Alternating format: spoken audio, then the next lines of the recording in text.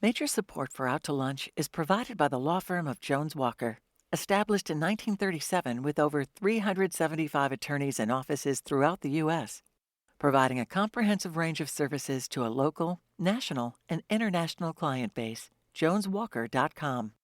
And by J.P. Morgan Chase, a partner in financial planning. Looking ahead to retirement, growing your business, or for commercial banking, J.P. Morgan Chase offers advice and solutions tailored to individual needs and client well-being. More information is at jpmorganchase.com. And by Luba Workers Comp, a regional insurance carrier dedicated to providing reliable workers' compensation coverage to employers and workers in 13 states across the Southeast. With personalized service, trusted expertise, and tailored solutions, Luba helps businesses protect what matters most. Discover more at lubawc.com. From Collins on St. Charles Avenue in uptown New Orleans, we're out to lunch with Peter Raschuti, Tulane University A.B. Freeman School of Business professor and director of the Birkenroad Reports. It's business, New Orleans style. Hi, I'm Peter Raschuti. Welcome to Out to Lunch. I was very tempted to go fishing today and leave the show to the machines. If you have any doubt that AI could do my job and conduct a 30-minute interview with local business people, today's show is going to remove that doubt. In fact, it won't take the whole show. You'll probably be convinced in about 5 minutes. Step 1, meet Rich Zimmerman. We first met Rich a few years ago when he launched a breakfast cereal company. Then in 2024, Rich started up another company. This one's called Cantaloupe. It's the same name as the fruit, but this company's product is people, specifically people in the hospitality and construction industries. Cantaloupe is an AI tool for interviewing people looking for a job in a bar, or a restaurant, or a construction site. Cantaloupe's proprietary interviewer, an AI bot called Clio, interviews prospective applicants, then analyzes their responses according to the parameters an employer lays out and decides whether the applicant would be a good fit.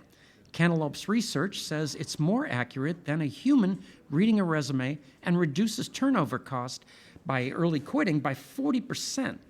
Cantaloupe's technology has won awards. Clio is working at all kinds of companies, including multi-location restaurant groups. Rich Zimmerman, welcomed Out to Lunch. Thanks for having me. I recently had a doctor's appointment, and for the first time in memory, my doctor paid 100% attention to me. While I was talking, he wasn't typing anything into my records like he usually does. When I mentioned it, he said he was part of an evaluation group who were trying out an AI-based system that would record our conversation and write it up for consultation notes. The pressure is on healthcare systems to incorporate AI into its daily functions, to provide better patient care and do a wide range of back-end tasks, from accounting to reading x-rays. The problem is, if you manage a big hospital or a small medical clinic, whatever skills have gotten you to this current position, they probably do not include a sophisticated knowledge of AI. So, who do you call about that? The answer is a company called Benzite. They're dedicated to implementing AI into medical practices, hospitals, and other parts of the healthcare industry. Benzite's founder and CEO is New Orleanian Rafe Whalen. Rafe, welcomed Out to Lunch. Thank you. Rich, I don't have to tell you, most people don't enjoy calling a business where they have to talk to an AI bot who walks them through a series of options that seem designed to prevent them from having a conversation with a human being who probably could solve their problem in about 30 seconds. Similarly, there's a dimension of human interaction in the hiring process that's more nuanced than being an accurate predictor of employee retention. Hiring is like dating. What can look like a great match on paper doesn't always work out that way. And conversely, what looks unlikely can, in the real world, be a match made in heaven. Is AI Clio sophisticated enough to pass on the candidate who looks perfect but isn't?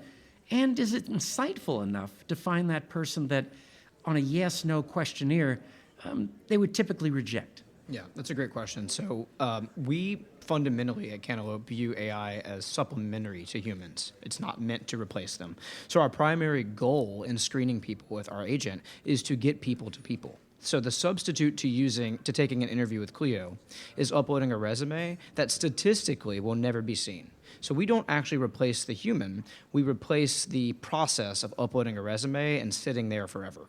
So the next step when an employer is using Cantaloupe is to determine whether or not this human that we're screening is worth the time of another human, not to replace the human interaction. That's the first thing. The second thing is AI is prone to mistakes, right? But data is much more static than human intuition. And a great example of our ability to predict whether someone is worthy of an employment position is actually quite similar to whether or not you're worthy of a line of credit that you apply for. So when my parents applied for credit back in the Stone Ages of the 80s, I'm sure, the process would be writing a piece of paper in front of a man, the man going back to the office, pulling records, etc. Now, my parents could have pulled up in a Mercedes-Benz and the finest suits in the world, but if their credit score was 500, and the person just gave them the line of credit because they looked creditworthy, it was a mistake. So the reality is we have lots of people all the time that are quite the opposite. They don't look like they have great credit. They may show up to an interview without having a college degree, or they may show up to an interview without looking remarkable on paper. But that's the funnest part about hiring for a foreman position is you don't have to be a remarkable person on paper. You have to be a remarkable person that's capable of learning. And Clio is fundamentally designed to screen frontline workers for those exact same parameters. So for most of the people that we're engaging with, we care substantially less about where you went to college or what your hard skills are. We care more about your versatility as a person and your ability to pick up the skills. That's where AI really, really thrives, is because it's very repetitive. Because you're the first screen. We're the first That's screen. Okay. Now, Rafe, with regards to AI in business, we seem to always come back to a familiar place. In the early days of the internet, people who had devoted their lives to medicine or construction or car repair suddenly discovered they now had to have a website. Then, later, many businesses learned they needed an app. Then, every business had to have some sort of social media presence. Now, to compete, businesses have to be able to incorporate AI into their operations, and not because it's hip or it's the next big thing, it's because it makes sense, especially in healthcare, where there are huge advantages in being able to integrate complex systems within an organization as big as a hospital.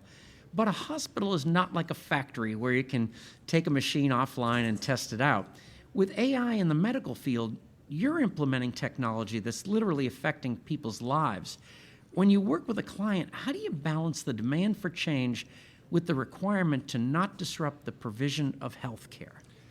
Yeah, it's a great question, and honestly, one of the primary things we work with our clients on is making sure they have a very strong foundation to allow them to build out these data and AI use cases. So a huge component of that is AI governance, which basically means all these beautiful, bright, and shiny objects, evaluating them in terms of the value, the cost, and really specifically the risk, especially when we're talking about clinical solutions, so that we have a very robust understanding before we, say, put a predictive model into place, that it's not going to cause harm to the patient population. And they must be getting people showing up in their offices all the time, hospital administrators with a bunch of other AI gadgets. So I guess you have to help them out a little bit on that too, just to figure out what it is they need.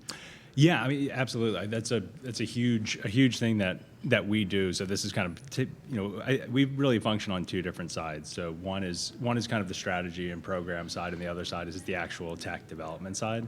So this really kind of goes more towards the former. But everyone's getting inundated with you should be using this. This is the best new tool. So we're very rigorous about making sure that we're assessing that in terms of the actual value that it's capable of delivering, and then what the cost of implementing it are as well, and then allowing people to say, in addition to that, this also really aligns with our strategic objectives, and it's going to be a viable solution for us. And both of you, when you're approaching a hospital or a chain of restaurants or construction, this is something you really have to convince people of, right? I would imagine. Now, Rich, what's that process or that sales pitch like? Yeah, we actually spent a year doing it the completely wrong way. We learned the worst lessons, or the best lessons in the hardest way possible. We thought that our entry point to bringing AI to frontline work was in SMBs, so small businesses. Pretty stupid looking back now, but meaningful. In New Orleans, which is where we've launched, we're not home to national chains for the most part. We're home to legacy businesses that operate 6, 10 locations at a time, and that's where we started, and we made positive impacts and learned so many lessons. But the sales process for a smaller family-run office that's been around for 70 years is a little bit weary, rightfully so, of AI. And that's really, really important. What we learned over time was AI is only relevant if it makes a financial impact to most of our customers, and the impact is clear and evident. So understanding the ROI associated with screening candidates with Cantaloupe and releasing case studies that show consistently our ability to get people into roles substantially faster. That's saving manager time. That's finding better applicants, mixed with the early cost of turnover, which most businesses in the front line, so hospitality and construction, will tell you their number one loss financially is labor. So when we start to say, frankly, we use AI maybe twice in a customer conversation, and it's in our name at least one of those times. Because what we do is a human service. We get people in great roles very quickly, and they're in the right roles with the right people. What's happening on the back end of that is much less relevant. So when you break AI and the buzzwords and the jargons out of the conversation and you replace them with, oh, look at the ROI or look at the proof, the decision cycle becomes much quicker. And Rafe, what about who is your customer? Is it the hospital administrator or the doctor? Or how does that work? It's really kind of so we work a lot with health systems, and I would say it's kind of that enterprise executive level that's making the decisions on this is the kind of the tooling we need to implement to go forward.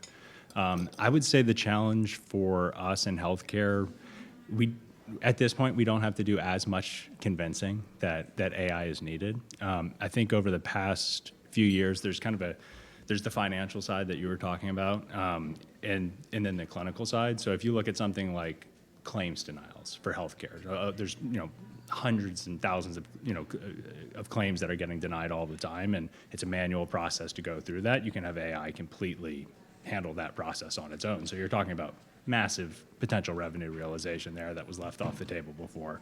On the clinical side, some of these models that are coming out now, the diagnostic accuracy is, just to put it very simply, far exceeds the diagnostic accuracy of a provider in that specialty as well.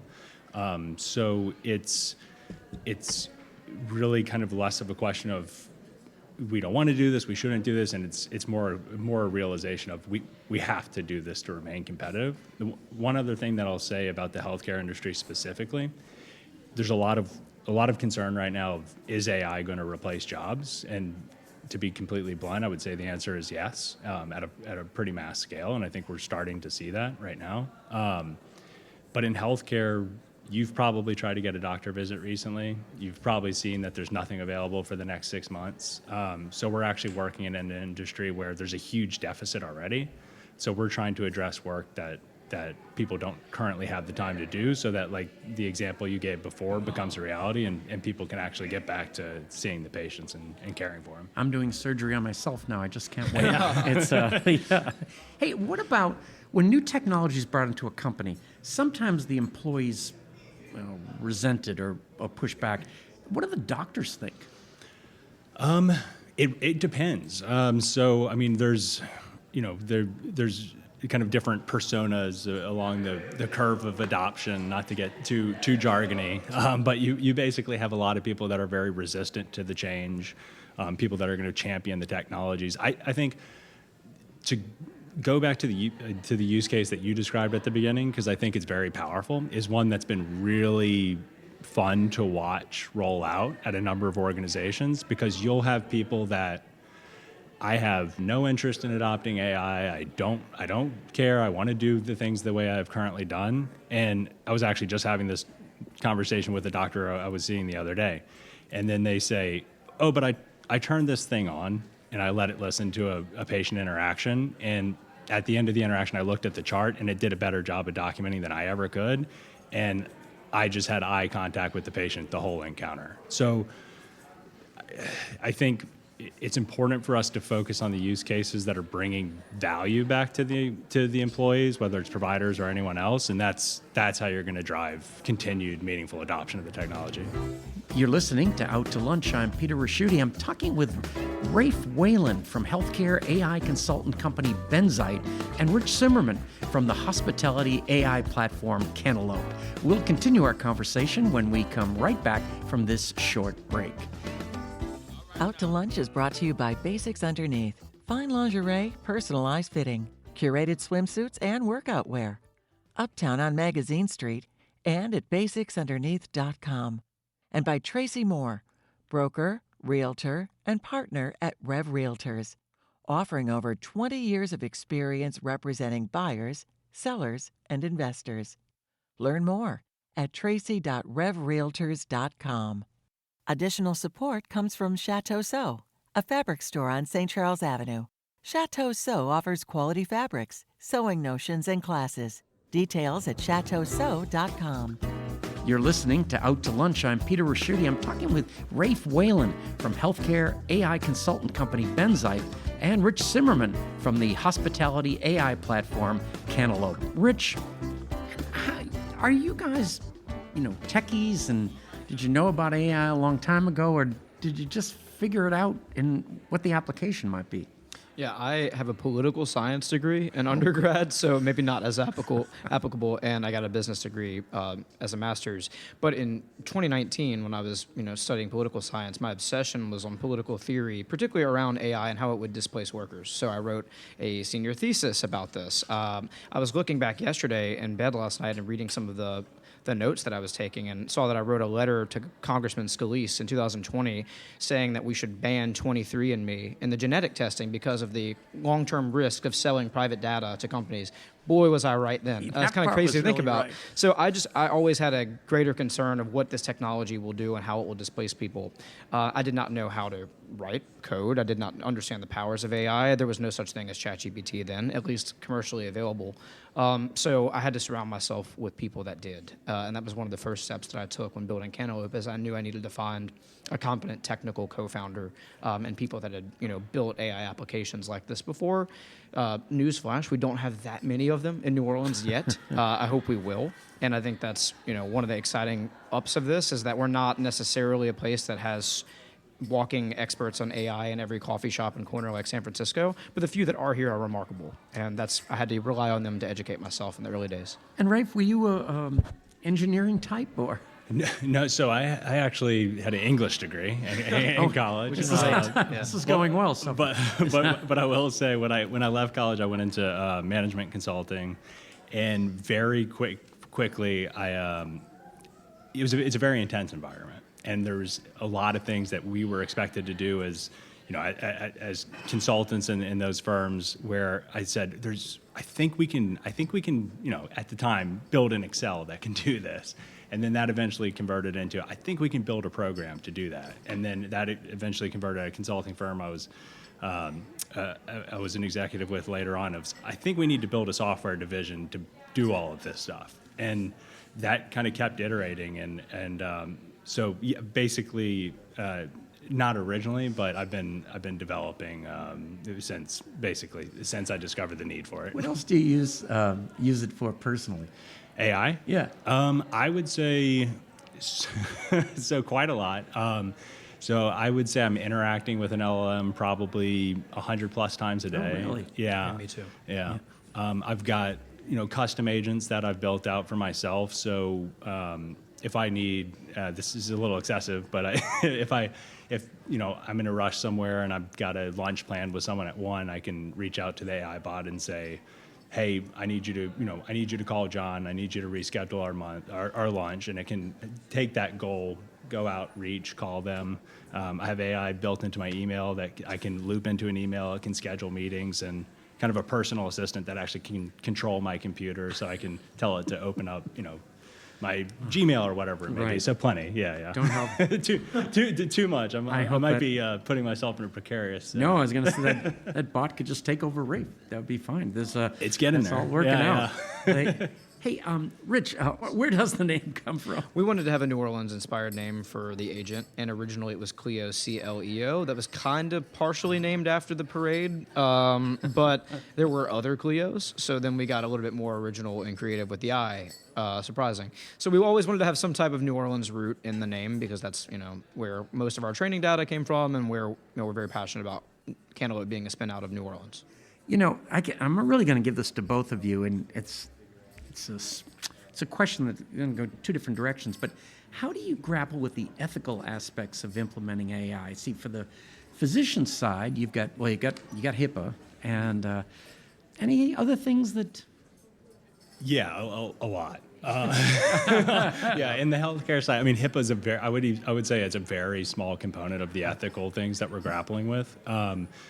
If it's a predictive model, you're dealing with. So you're dealing with an AI essentially providing an opinion on something to a provider that could be taken very seriously, and that can go very wrong. So kind of like I was talking about before, we look at all of the risk for these things. Is the model potentially going to be biased against certain populations? Are we going to introduce potentially noise into these things and cause bad information going to a provider? So we look at the risks, we analyze that very carefully, and then we essentially determine ways we can mitigate it. So, like including a human in the loop, so making sure it's not making decisions on its own, that a provider is there and able to, approve that decision or not. Little things along those lines, but we have to be extremely careful about the ethics of AI for sure. And then on your side, Rich, you've got, I can just picture a bunch of things. Like, first of all, it's all by phone, right? You can't see the candidate. Does Clio have a resume? So Clio, we are resume open, but not resume mandatory. So the applicant can submit a resume, and that will improve the interview experience, where Clio can ask more specific questions and follow-ups. But we're also open to applicants, and most of our applicants do not provide a resume. So we'll move forward without one. How do you deal with people might say, I'm being judged by my accent or my name or such? I guess you try to have that not happen, right? We have to. Yeah. So that's the reality is every point of data that's ever been collected suggests that the most discrimination in the application process happens within the applicant tracking system. So a person's name is oftentimes considered algorithmically much more than you might expect. And that's because machines are byproducts of human thought. We train our machines the way that we think.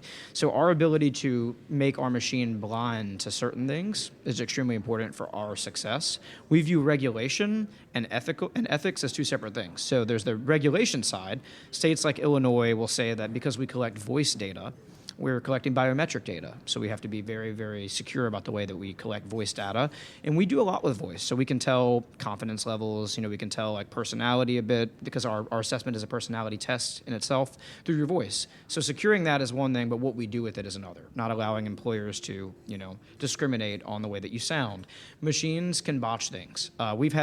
Our agent has a hard time saying king cake. It makes no sense. It's a very easy thing to say, but we were just reviewing that recently, and we're like, well, because people are interviewing for a pastry chef position at one of the chains in town, and they're saying king cake, and she's transcribing it as like kinate, and it makes no sense. So we have to go in very, very quickly and make sure, A, that it didn't algorithmically impact that applicant's experience, and B, either give them the chance to re-interview or mitigate that. So that's the big challenge with voice AI, and the reason that we don't have voice agents controlling every aspect of our life, like the movie Her dictated, Yes. which, funny enough, that's like the very first concept that I had for voice as a centerpiece.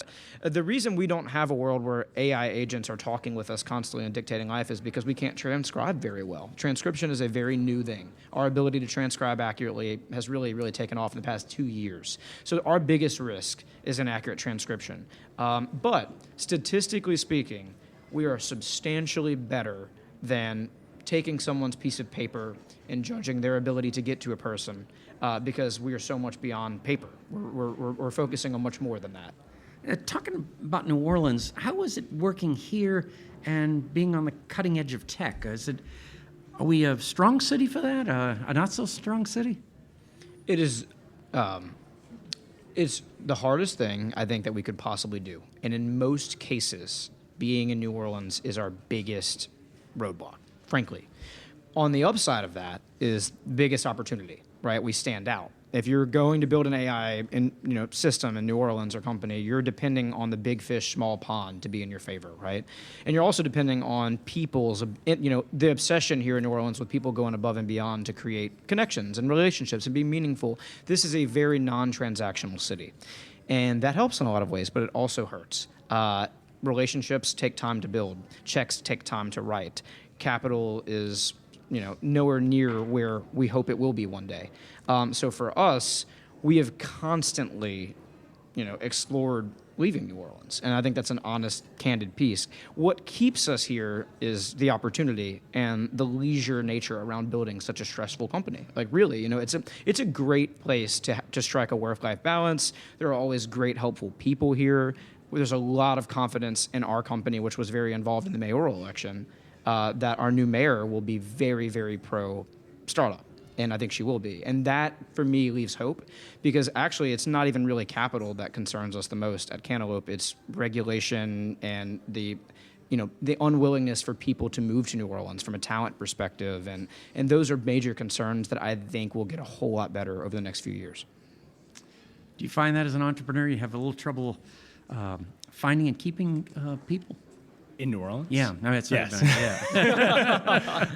Yeah. So I mean, I love New Orleans. I've tried to leave the city multiple times. So I went to Chicago. It drew me back. Went to New Hampshire. It drew me back. They didn't want you to kind of keep being thrown back. Yeah. You can drink in the streets there. Yeah, there's a problem. No. No, I mean, it's a very magnetic city, and I love the city, and that's why the company's here. It's an extremely difficult place to find tech talent. When we started, we said, we really want to make sure we have New Orleanians here. We want to build something within the city. We worked with a number of different organizations that we thought would be able to identify tech talent for us, without naming any names. Essentially, what we were told is, we're trying to work with other organizations that are expecting 2,000, 3,000 people to come out of the city, and we have 150 identified, and it's been 2 years. So we quickly just had to pivot. So we've got a good, strong core team here in New Orleans, but the majority of our workforce works in other states. But now you know Rich. Yeah, that's right. We can collab. Problem solved. If you went to sleep in 2020 and woke up today and needed a job at a building site and a doctor appointment to discuss your sleep disorder, you'd barely believe the changes that have taken place in the last few years. Your job interview is with a non-human, and the notes from your doctor appointment, along with recommendations for further consultations and a detailed treatment plan, are all available through your patient portal online before you even get home. Rafe and Rich, you're ushering us into a whole new world. I haven't been replaced by an AI host who's better looking and cheaper. I look forward to meeting you back here in a couple of years and just to really see where you are. Thank you so much for taking the time to join me today on Out to Lunch. Thank you. My guests on Out to Lunch today have been Rafe Whalen, founder and CEO of Benzite, and Rich Zimmerman, co-founder and CEO of Cantaloupe AI. We edited the show to fit into the time slot here on WWNO. You can hear our unedited conversation and find out more about Rafe and Rich's adventures in AI by listening to the Out to Lunch podcast. You can find and subscribe to the Out to Lunch podcast on your podcast app and on our website, itsneworleans.com. If you want to know what we all look like, you can find photos from this show on itsneworleans.com and on our Out to Lunch social media. These photos were taken today by Jill LaFleur. You can find more of Jill's photos at lafleurphoto.com. Out to Lunch is a production of INO Broadcasting for itsneworleans.com and WWNO 89.9 FM. The producer of our show is Grant Morris, our technical producer is Eric Merle, and our researcher is Amy Irvin.